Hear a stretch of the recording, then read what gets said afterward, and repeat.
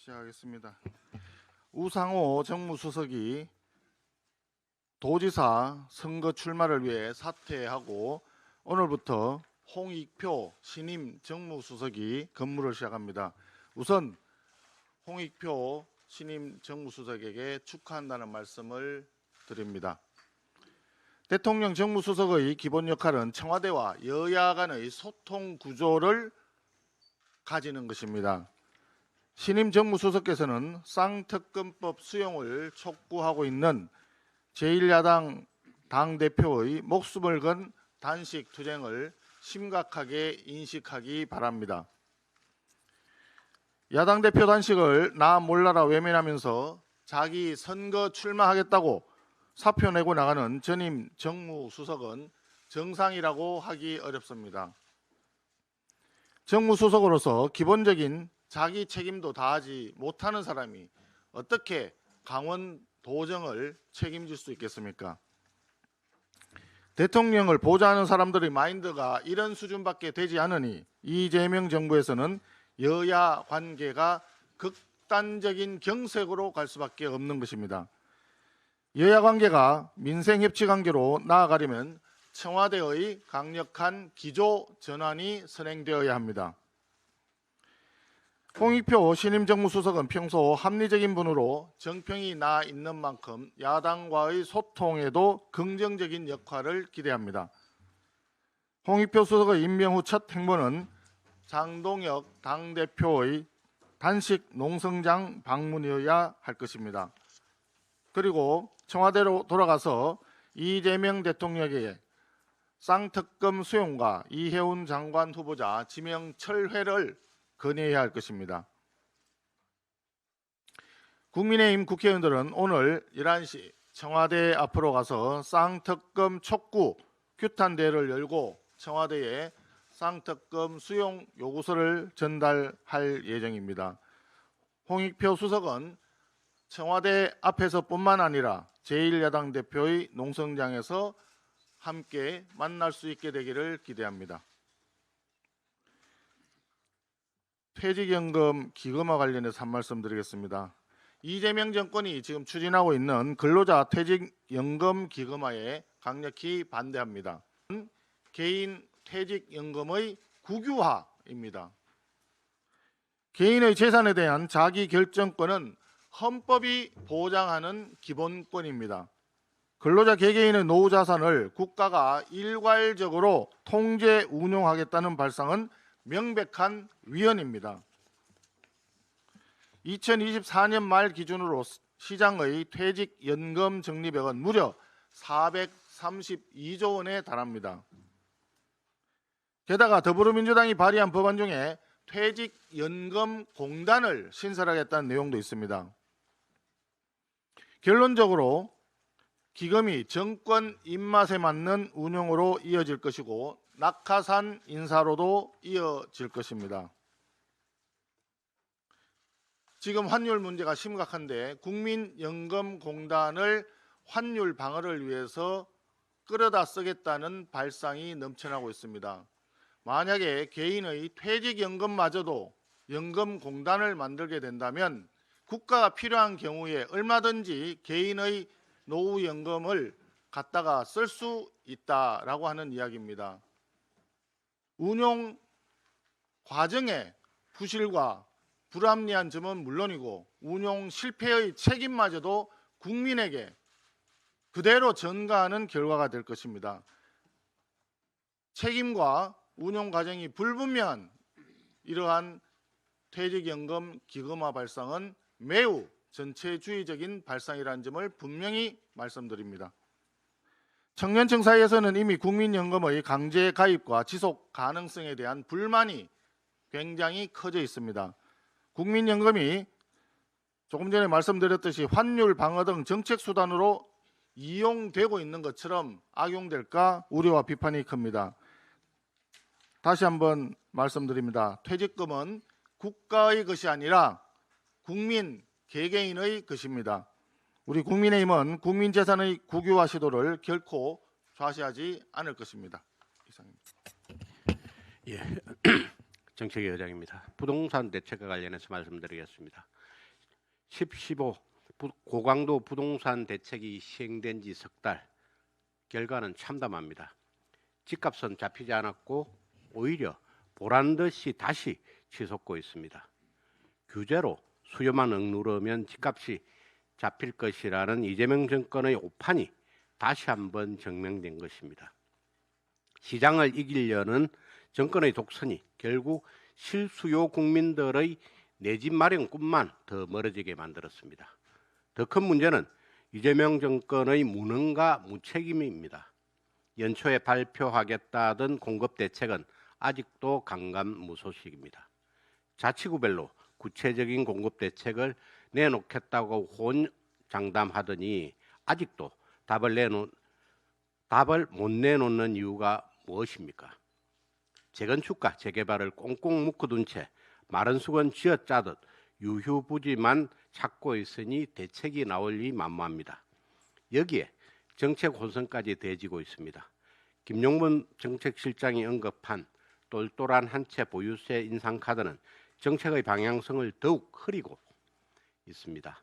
세금을 올려 집값을 잡겠다는 발상은 이미 문재인 정권 시절 처참한 실패로 끝났습니다. 왜 똑같은 실패의 길을 가려 합니까? 징벌적 과세는 집값을 잡는 도구가 아니라 국민 고통만 가중시킬 뿐입니다. 이재명 정부에 촉구합니다. 공급 대책 발표를 더 이상 미루지 마십시오. 다만 지난 9.7 대책처럼 LH를 앞선 공공 및 임대 중심의 정책이라면 차라리 내놓지 마십시오. 국민이 원하는 것은 공공임대가 아니라 내가 살고 싶은 곳의 내 집 마련입니다. 지금 필요한 해법은 명확합니다. 민간 주도의 도심 공급을 활성화하는 것입니다. 재건축 초과이익 환수제를 폐지하고 용적률 완화, 공공기업 합리화 등 재건축 재개발 규제를 과감히 완화해 민간이 자연스럽게 공급에 나설 수 있도록 해야 합니다. LH가 아닌 민간 중심의 공급 대책을 준비하기 바랍니다. 또한 보유세 인상도 대책에 포함돼서는 안 될 것입니다. 이해운 후보자 지명철의 촉구와 관련입니다.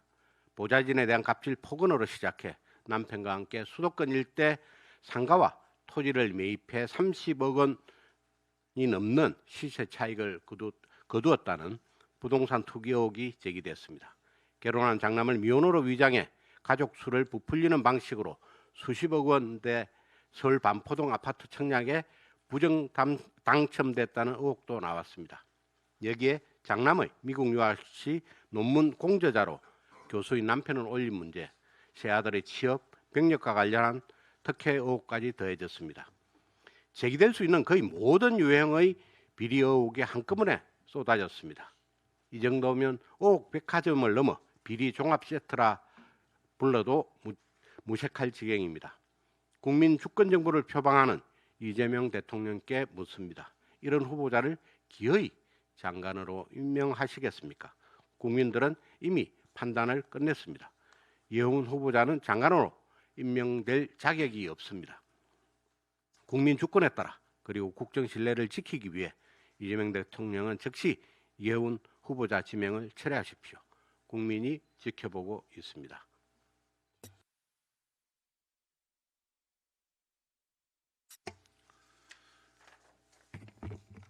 장동혁 당대표의 단식 6일째입니다. 건강이 염려되는 상황에 안타까움과 걱정이 큽니다. 단식 현장을 찾아 힘을 보태주고 계시는 국민 여러분들과 당원 여러분들께 깊이 감사드립니다. 24시간 필리버스터를 포함해 야당으로서 할 수 있는 모든 수단을 동원했지만 거대 의석의 민주당의 입법 폭주는 계속되고 있습니다. 여야 간 협치와 수기가 사라진 우리 국회에서 다수결은 폭정이라는 의미로 퇴색된 지 오래입니다. 더불어민주당에게 유리한 2차 종합특검은 재탕, 삼탕용이라는 우려와 지방선거를 앞둔 정치 공세용이라는 비판 속에서도 멈춤 없이 강행되었습니다. 여당으로서 야당 대표의 단식을 대하는 최소한의 도의적 배려조차 보이지 않은 채 민주당의 정청래 대표는 단식의 명분 운운하며 그 의미를 폄훼하였습니다. 통일교 게이트 특검과 민주당 공천 뇌물수수 특검은 국민들께서 진실이 밝혀지기를 요구하고 있습니다. 민주당은 정치적 유불리를 앞세울 것이 아니라 조건 없는 특검 수용으로 진실 앞에 당당히 나서야 할 것입니다. 우리는 국민과 함께 장동혁 대표 중심으로 끝까지 그 책임을 묻겠습니다. 새해를 맞아 국민의힘 역사상 처음으로 당비를 납부하는 당원 수가 100만 명을 돌파했습니다. 19일인 어제 기준으로 당비 납부 당원 수는 108만 3천여 명에 이르렀고 책임 당원 수도 82만 명을 넘었습니다. 당비 납부 당원 수가 지속적으로 증가하는 추세를 보이는 것은 단순히 지방선거를 앞두고 있다는 이유만으로 그 추세가 유지되기는 쉽지 않을 것입니다. 장동혁 대표가 제시한 이기는 변화에서 당원 중심의 정당을 만들겠다는 선언과도 흐름을 같이 하고 있습니다. 당명 개정과 관련해서도 일주일간 진행된 당명 공모전에서 총 1만 7천 건의 아이디어가 접수되었습니다. 앞서 진행된 책임 당원분들께서 제안해 주신 1만 8천여 건과 더하여 총 3만 5천 건의 당명을 제안해 주셨습니다. 국민의힘의 새로운 당명에 대한 뜨거운 관심과 기대를 보여주신 것입니다. 당원 한 분 한 분의 기대와 열망이 헛되지 않도록 더 낮은 자세로 민생과 경제를 챙기고 국민께 신뢰받는 정당으로 거듭나겠습니다. 다가오는 지방선거에서 당원 여러분들과 국민 여러분들과 함께 뛰고 함께 승리하겠습니다. 운영수석입니다. 경제, 민생, 외교 등 국정 전반에서 낙제점을 받고 있는 이재명 정부가 유독 북한에 대해서는 말 잘 듣는 모범생처럼 굴고 있습니다. 북한의 심기 관리라도 하는 것인지 북한이 요구해온 사안들을 알아서 척척 내려놓고 있습니다. 이재명 대통령의 한마디에 대북 전단 행위가 금지됐고 국정원의 대북 확성기 방송이 중지된 것도 모자라 이제는 국회 도서관을 포함한 전국 181개 기관에서 체제 선전물인 북한 노동신문을 누구나 볼 수 있게 되었습니다. 통일부는 민간단체의 대북 접촉 신청을 잇따라 허용하고 재정, 행정적 조치나 기업 피해에 대한 고려 없이 개성공단 재가 등을 전제로 제도, 조직 개편에 나서고 있습니다. 이재명 대통령 출범 이후 반년 동안 일방적 대북 유화 조치만 벌써 7차례입니다. 그러나 돌아온 것은 대화가 아니라 남북관계 개선은 개꿈이라는 북한의 힐난과 조롱뿐이었습니다. 최근 무인기 사안은 이재명 정부의 굴종적 대응을 더욱 적나라하게 보여주고 있습니다. 북한의 일방적인 무인기 침투 주장에 대통령이 공개적으로 나서 신속 엄정 수사를 지시하는 것도 납득하기 어려운데 북한은 이 대통령의 지시가 나온 지 하루 만에 국방부의 자극할 의도가 없다는 입장에 대해 연명을 위한 현명한 선택이라며 대놓고 조롱했습니다. 도대체 왜 이재명 정부는 이렇게까지 굴욕적으로 끌려다녀야 합니까? 이재명 정부는 북한의 약점이라도 잡힌 것입니까? 이재명 대통령의 경기도지사 시절 이화영 평화부지사는 쌍방울 800만 달러 불법 대북 송금 혐의로 유죄 확정이 되었고 이재명 대통령은 공범으로 기소되었습니다. 북한으로부터 불법 대북 송금의 내용을 까발릴 수 있다는 협박이라도 받고 있는 거 아닌지 의심스럽기도 합니다. 평화는 그걸로 오지 않습니다. 안보를 허물어 얻는 평화는 굴욕일 뿐입니다. 국민 앞에서는 금쪽이, 북한 앞에서는 모범생인 정부, 이재명 정부는 원칙 없는 굴종적 대북 정책을 즉각 중단하기 바랍니다.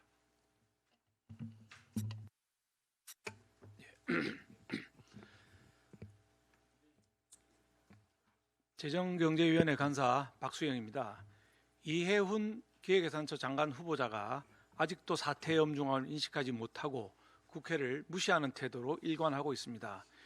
이 후보자는 비망록 의혹을 제기한 청문위원을 고소하겠다고 언론을 통해 급박한 데 이어 어젯밤에는 국회를 나가면서 야당에서 낼 수 없는 자료를 요청했다, 야당에서 이미 낸 자료를 또 달라고 한다는 등 조롱성 발언까지 서슴지 않았습니다. 이미 낸 자료라는 게 이런 겁니다. 후보자가 정보 제공에 동의하지 않아서 못 내겠다는 겁니다. 이게 제출한 자료입니까? 이게 청문회를 앞둔 국무위원 후보자가 국회를 향해서 할 얘기입니까? 국민의힘과 개혁신당 소속 재경위원들은 어제 오후 약 90건의 핵심 자료를 다시 요구했습니다. 하지만 오늘 아침까지 단 한 건도 제출되지 않고 있습니다. 야당이 요구한 자료는 특별하거나 과도하지 않습니다.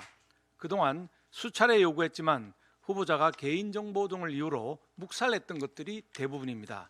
가령 후보자의 세 아들은 2010년과 2013년에 총 3억 원의 현금을 증여받아서 2016년부터 고리 대부업체에 투자했는데 증여세를 신고했는지 납부했는지와 함께 부모가 대납한 것은 아닌지 확인할 금융거래 내역 등을 요구했습니다. 할머니에게 산 2억대 마포상가, 전농동 재개발구역 증여, 비상장 주식 등도 마찬가지입니다. 해당 연도와 사유, 세금 신고 납부 내역, 관련된 가족 간 금융거래 내역들을 매우 구체적으로 요청을 했습니다. 100억 로또 아파트 부정청약과 관련해서도 당첨 점수를 받을 때 제출한 서류와 관리비, 아파트 단지 차량 등록, 위장 미혼과 위장 전입 의혹을 받는 장남 부부의 실거주를 증명할 자료, 이해훈 후보자가 배우자와 주고받은 현금 5억 4천만 원에 대한 금융거래 내역 등을 요청했습니다.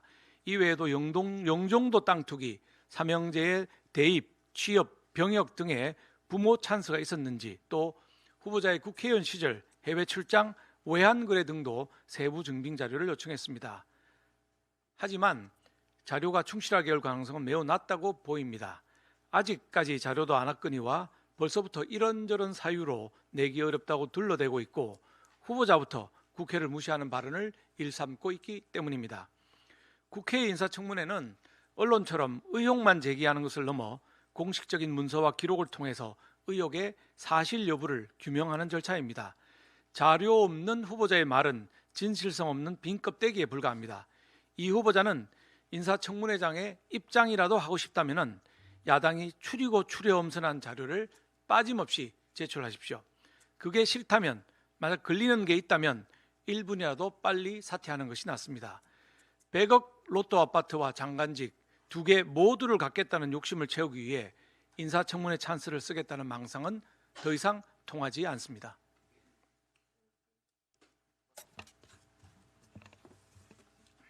국방위 간사입니다. 무인기 침투 사건에 대해 말씀드리겠습니다.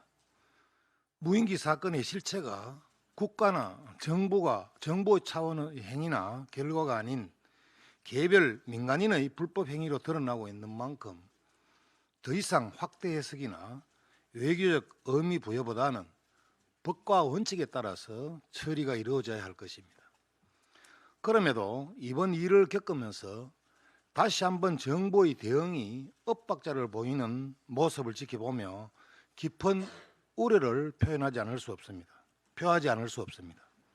통일부 장관은 사실관계가 확정되기도 전에 상응 조치를 언급하며 사실상 사과 가능성을 시사했고 국가안보실은 사과를 전제로 해서는 안 된다는 취지의 다른 메시지를 냈습니다. 안보 사안에서 이런 엇박자는 단순한 표현의 차이가 아니라 국가 메시지 관리의 명백한 실패입니다. 더 납득하기 어려운 것은 사건의 성격이 명확해진 이후에도 정부 차원의 정리된 입장이 나오지 않고 있다는 점입니다. 통일부의 성급한 발언에 대해 바로잡거나 설명하는 최소한의 조치조차 없습니다. 이는 대북 정책의 판단 기준이 어디에 있는지 국민에게 혼란만 남기고 있습니다. 북한은 이런 혼선을 결코 놓치지 않았습니다.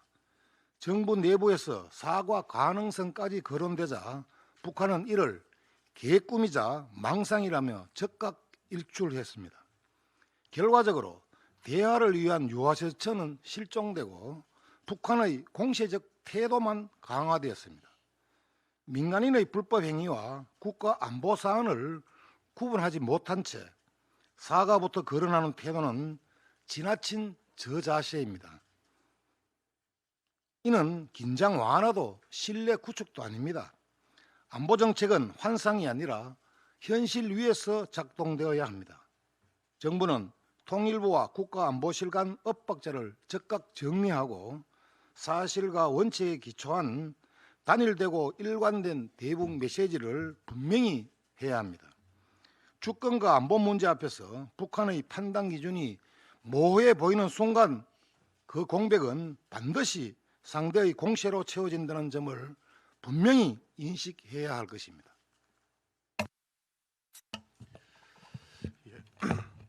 외통위 간사 김건희입니다.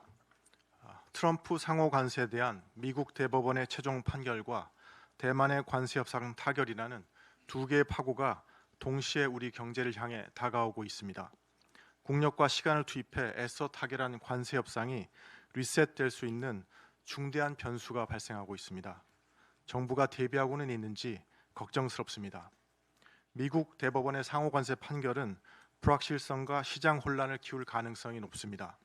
판결 결과에 따라 기존 관세 MOU의 유효성 검토는 물론 무역 확장법 232조를 근거로 한 반도체 등 다른 품목의 관세 추가 가능성까지 함께 점검해야 하는 상황입니다. 그럼에도 불구하고 정부가 어떤 시나리오를 염두에 두고 어떤 대비를 하고 있는지 국민이 체감할 수 있는 설명이나 계획은 아직 보이지 않습니다. 당장 대미 투자 이행도 큰 숙제입니다. 그동안 미국이 우리에게 노골적인 투자 압박을 하지 않았던 이유는 러트닉 상부장관이 대만과의 관세 협상에 집중하느라 여력이 없었기 때문이라는 것이 업계의 평가입니다. 그러나 대만 협상이 끝나자마자 러트닉 장관은 미국 내 생산 시설에 투자하지 않으면 수입 반도체에 최대 100% 관세를 부과할 수 있다고 공개적으로 압박하고 있습니다. 이제 대미 투자 압박의 화살이 우리를 향할 가능성이 높습니다. 트럼프발 반도체 포고령까지 발표되며 압박은 말이 아니라 제도로 구체화되고 있습니다. 그런데도 방미를 마치고 귀국하는 통상교섭본부장은 당장 영향은 제한적이라는 안일한 입장만을 내놓고 있습니다. 사태의 심각성을 제대로 인식하고 있는지 우려스럽습니다. 대만은 이번 협상에서 민간 투자 2,500억 달러와 정부 신용 보증 2,500억 달러를 결합한 총 5천억 달러 규모의 반도체 투자 패키지를 제시했습니다. 미국은 상호 관세율을 15%로 낮추고 반도체에 대해서는 미국 내 생산 규모에 따라 무관세 물량을 부여하는 TRQ 방식을 적용했습니다. 문제는 이 대만 모델이 한국에 대한 반도체 투자 압박의 기준이 될 수 있다는 것입니다. 정부는 한미 관세 협상에서 대만보다 불리하지 않은 대우를 받는다고만 말해왔지만 그 기준이 투자와 생산 규모라면 상황은 완전히 달라집니다. 삼성전자와 SK하이닉스의 대미 투자가 약 408억 불인 상황에서 대만 사례로 인해 막대한 추가 투자를 요구받는다면 국내 산업 공동화와 환율 불안으로 이어질 수 있습니다. 쌍둥이 파고가 밀려오는데 정부가 제대로 대응하지 못한다면 우리 민생 경제에 돌아올 충격파는 상상 이상일 것입니다. 정부와 여당의 책임 있는 대응을 촉구합니다. 네, 국회 과학기술정보방송통신위원회 국민의힘 간사 최영두입니다. 해를 넘기고도 지지부진한 쿠팡 대량 정보 유출 사태, 정부 대응이 속 터질 지경입니다. 쿠팡은 벌써 한 달 전에 세계적 디지털 포렌식 회사 3곳에 검증을 했다며 유출된 정보는 3,000건에 불과하다고 밝혔습니다. 그로부터 한 달이 지났는데 정부는 유출된 정보가 3,000건은 넘는다고 반박했습니다.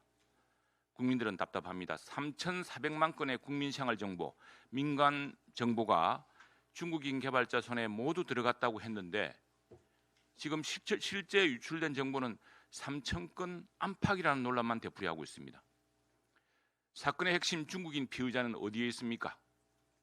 왜 정부는 3,400만 국민 정보 유출 위험에 대해서 구체적인 수사 결과 또는 발표 계획조차 밝히지 않습니까? 이러니 쿠팡의 미국인 CEO는 경찰 소환 조사에도 아랑곳 않고 출국했고 미국 의회는 우리 정부와 국회가 미국인 기업인을 부당하게 핍박하고 있다고 도리어 비난하고 있습니다. 국민들은 대량 정보 유출 사태가 초래할 미국의 재앙을 걱정하면서도 쿠팡에서 벗어나지 못하고 있습니다.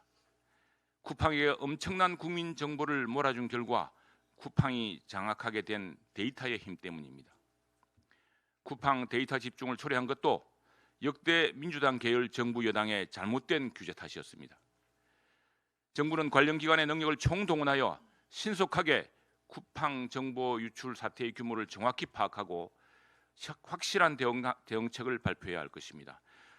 더 이상 늦어질 경우 국민 민감 정보를 통째로 도난당하고도 우방의회에서 오해와 비난을 거듭해서 사게 될 것입니다. 또 국민들은 우리 국민들을 보호하지 못하는 정부를 불신하게 될 것입니다. 지난주 국민의힘은 107명 의원 전체 이름으로 온라인 입틀망법, 정보통신망법 개정안을 제출했습니다. 7월 시행 전에 정부 여당은 개정 논의에 함께 해주기를 바랍니다. 개정 법률은 허위정보 조작과 혐오 표현의 정의가 불명확하여 방송미디어통신심의위원회가 자의적 검열기구로 기능할 위험이 있다는 것을 지적했습니다. 이는 미국 정부가 우려하기도 했습니다. 미국 의회에서도 지적된 사항입니다. 또한 동일한 위반 행위에 대하여 징벌적 손해배상, 형사처벌, 과징금을 중첩적으로 부과할 수 있도록 규정하여 과잉 제재와 이중 처벌 논란을 제기되었습니다. 국내 시민단체와 언론단체가 제기한 부분입니다. 이에 대해서는 5년 전 유엔 인권 특별보고관이 국제조약 위반이자 언론 표현의 자유를 위축시킬 것이라며 국회의장에게 국회 표결 중단 요청까지 했던 사항과 동일합니다. 국민의힘은 온라인 입틀막법이 권력자와 재력가에 대한 비판보다 막대한 손해배상을 위협하는 방식으로 후속 보도를 차단하고 언론과 시민들의 표현 자유를 위축시켜 자기 검열에 갇히도록 할 것이라고서 그동안 주장하면서 반대했습니다. 시민사회 단체, 언론단체 우려와 국제기구의 비판과 전적으로 동일합니다. 국회 과학기술정보방송통신의 국민의힘은 바로 쿠팡 사태의 신속한 해결 그리고 언론인 입틀막법 폐기를 위해서 국민과 함께 노력하겠습니다. 추가로 발언하실 분 혹시 계신가요?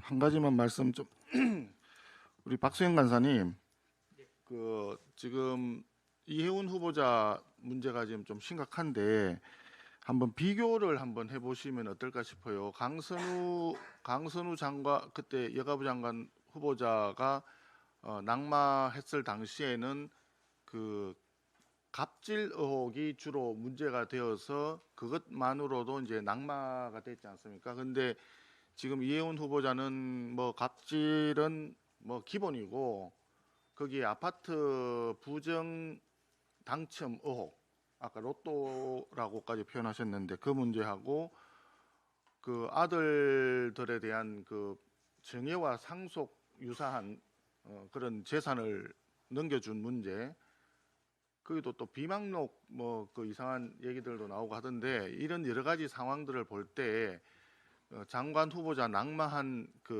저 후보자들 있지 않습니까? 그 부분하고 비교했을 때 우리가 국민들이 봤을 때 객관적으로 어느 정도 수준이다 이런 걸 좀 한번 해줬으면 어떨까 싶습니다. 제 기억에 문재인 정부 당시 이 국토부 장관 후보자로 인사청문을 했던 한 분은 단순히 아마 주택을 아파트를 세 채인가 가지고 있었던 그 자체로 그냥 낙마했던 기억이 나거든요. 한번 그런 걸 좀 비교해 보면 어떨까 싶습니다. 뭐 그래 하겠습니다. 아시는 것처럼 이 단독 보도, 소위 옛날에 특종이라고 하던 것이 무려 104건이 나왔습니다. 이런 후보자는 처음 있는 일이고요. 갑질만으로도 강선우 후보자보다 더 센 발언들이 많이 나왔기 때문에 지금 아마 강선우 후보자가 억울해하지 않을까 싶은 정도입니다. 예, 비공개하겠습니다.